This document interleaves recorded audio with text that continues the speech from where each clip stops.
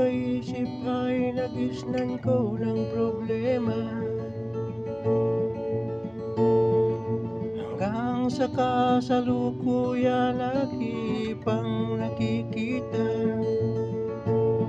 Tuloy pa rin ang digmaan, kalat ng kaguluhan sa Mindanao, Mindanao.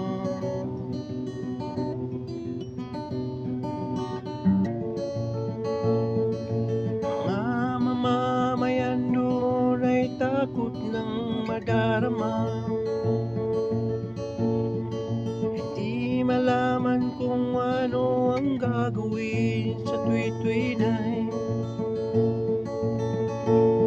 Mga taong walang malay, madalas nadadamay sa Mindanao, Mindanao, Mindanao. Pinoy kapwa Pinoy ang naglalakad